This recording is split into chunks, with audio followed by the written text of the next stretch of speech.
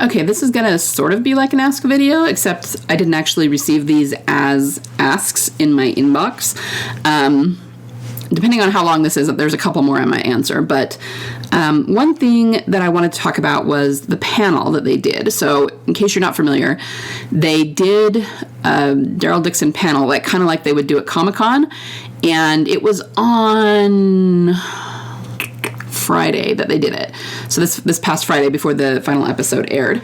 And we kind of knew coming into it that we probably wouldn't see Beth. I mean, just in the few days before episode 6 aired, because apparently those who attended the panel in person, they showed them the entire episode and nobody said much about it. So we were going, if she had been in it, it would be all over the internet, so it didn't sound like anything super shocking happened.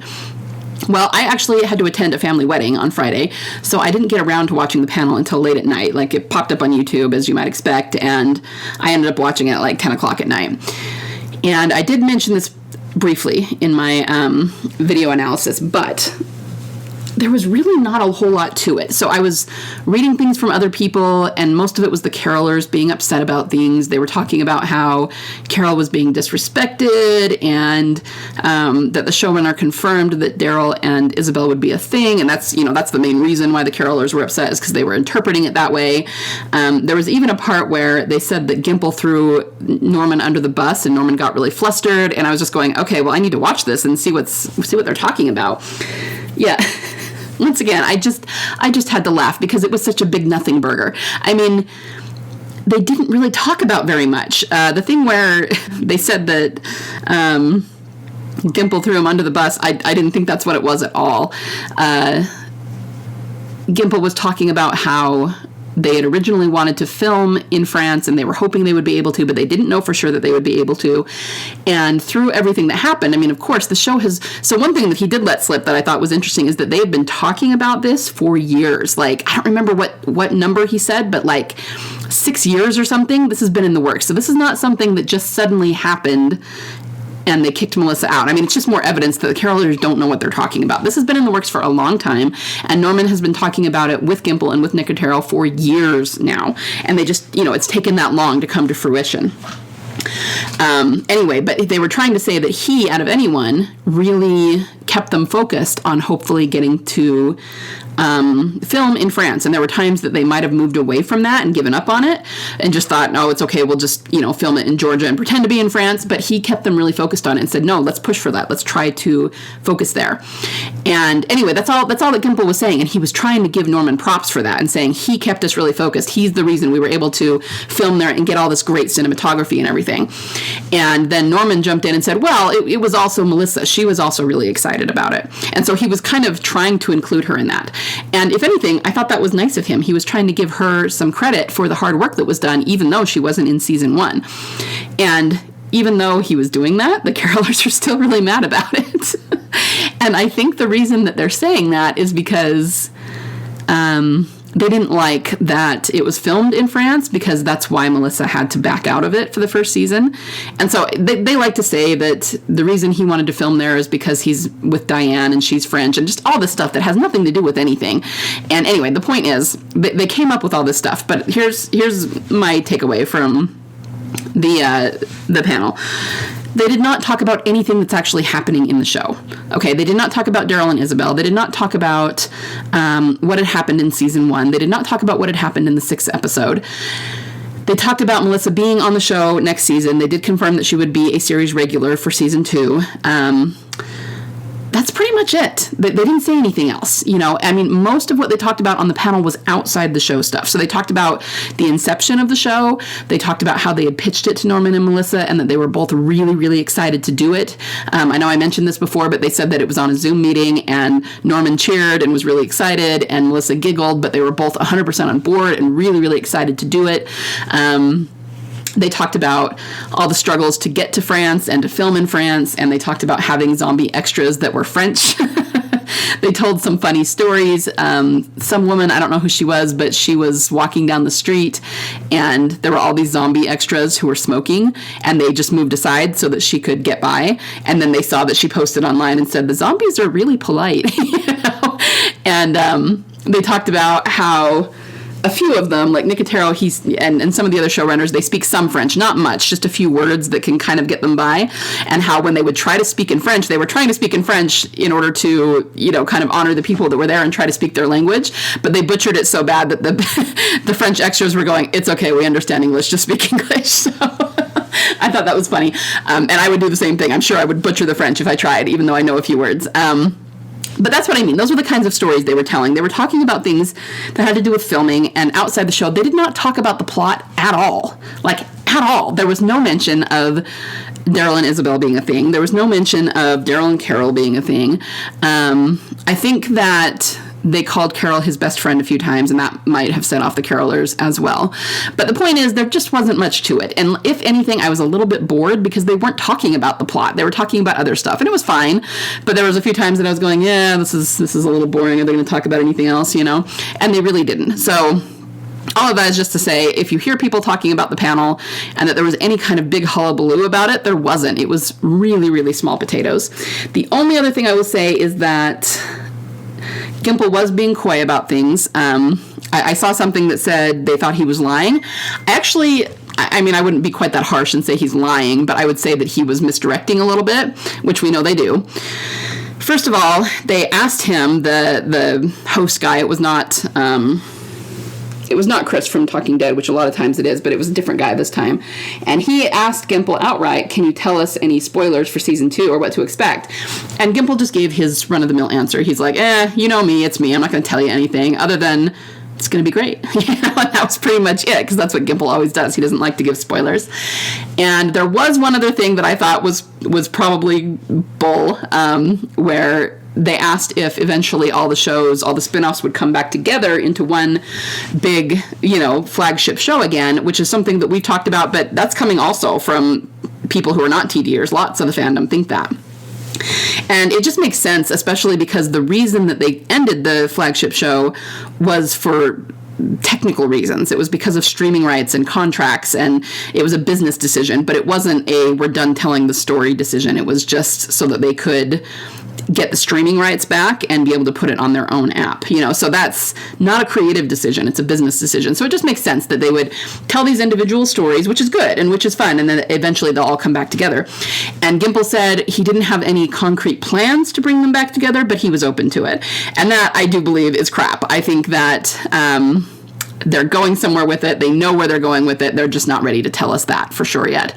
So I do think that, I agree with the carolers in that sense, that I think he was misdirecting about some stuff and fibbing about some stuff, but that's what he always does, because he's not going to tell us what's actually going to happen.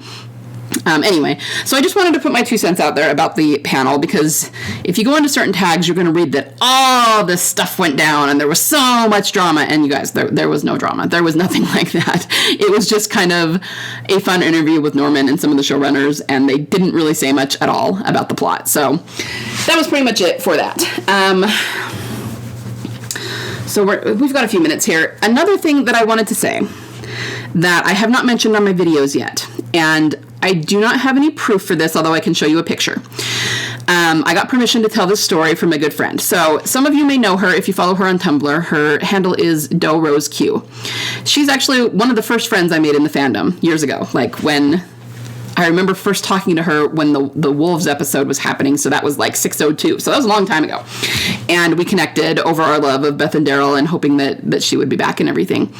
And Doe Rose Q, she lives not in San Diego, but not too far outside of it. And so because of that, almost every year when they've done the San Diego Comic-Con, she volunteers as an usher. And the reason she does that is because she can get, sign up for the room in which they do the Walking Dead panel. And then it's just a matter of she gets to see that panel for free without buying a ticket to Comic-Con because she's a volunteer usher. So we're always looking forward to her coming and telling us her experience and what she saw and what she heard and, just everything that happened. And, usually she can't tell us a whole lot more than what they discuss in the panel because that's just kind of what happened and she's watching the same panel we are. But this year it was a little bit different because they had Comic-Con, but it was during the writer strikes, so they didn't do the normal panel in Hall C or whatever it is that they do it in. I'm probably messing that up. But anyway, she still volunteered and wanted to be there, even though she knew the panel wasn't going to happen. And when she went into the room where they usually do the panel, she ran into Greg Nicotero.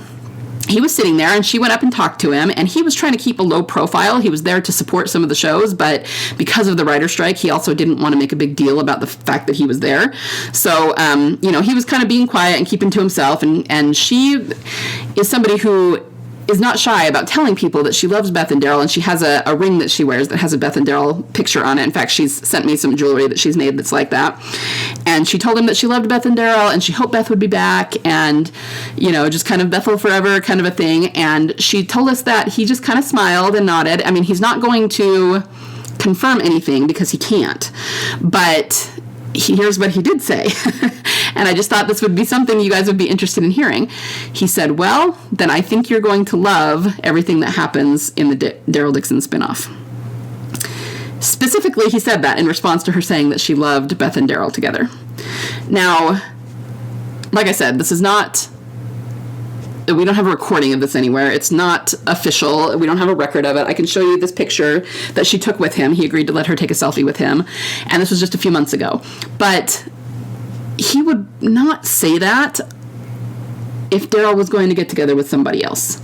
It would be really kind of mean to have somebody say, oh, I loved Beth and Daryl, and I hope that she comes back and they can still be together. And if he knew that it was going to be Daryl and Carol, or he knew that it was going to be Daryl and Isabel, to be like, oh, then watch the show. I mean, that would just be mean, I don't think he would do that. Greg's a nice guy. He's not a cruel guy. So him saying that was a big deal. And she immediately came back to our Facebook group and told us that. So I hope that gives everyone a little bit of hope and a little bit of comfort. What am I saying? I hope it gives you a lot of hope and a lot of comfort that Nicotero is hinting that something with Beth is coming, and it has to do with the spinoff. He didn't say season 1, right? He just said the spinoff. And I don't know, Nicotero is one who has given us a lot of clues over the years. He's the one who said the thing about maybe the Grady people being dead now. He's the one who first said that it was 17 days that were missing.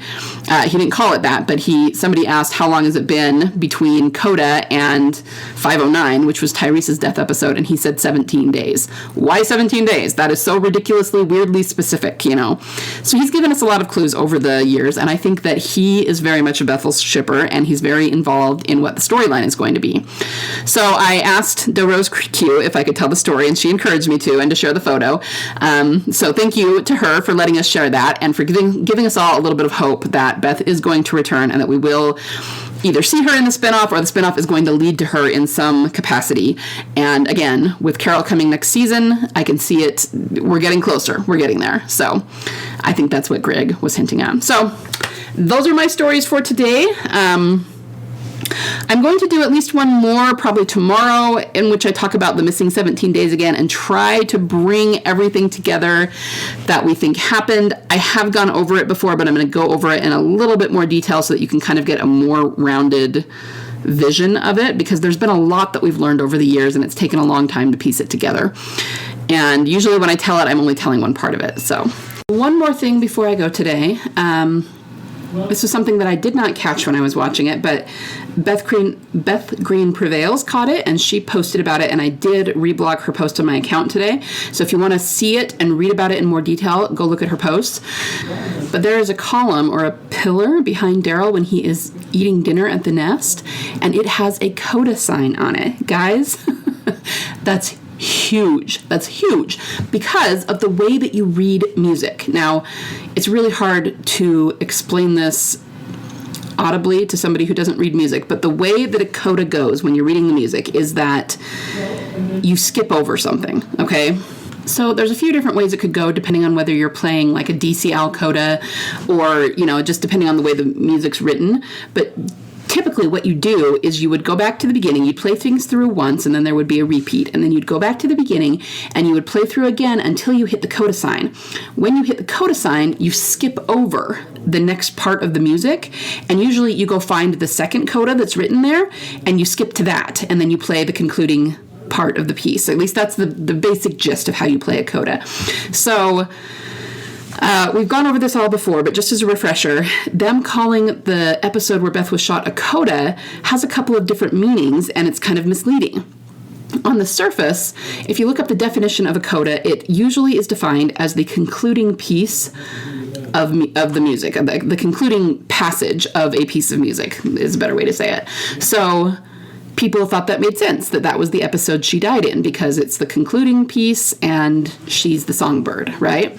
However, a coda can also come back around. It can be repeated. You can skip over something and play to a different part and then repeat something. And so the coda is not just the concluding passage of music, it's also the sign that tells you to skip over to a different part. And that's why we think that so many of the actors, like Andrew Lincoln, was talking about a reset after coda, because it's like they jumped to a slightly different storyline that Beth was not going to be in. So the fact that we're seeing a coda behind Daryl now is huge. It's almost like we hit that first coda when Beth was shot, and now we've hit the second coda, which means she's going to come back. That's kind of massive. Like, that's, whoa. That almost shows me that she's the next thing that's going to show up, or at the very least, that it's going to be season 2 we see her in, because this is the second coda. Beth Green Prevails also talks about how the sign is very similar to what we saw around Morgan.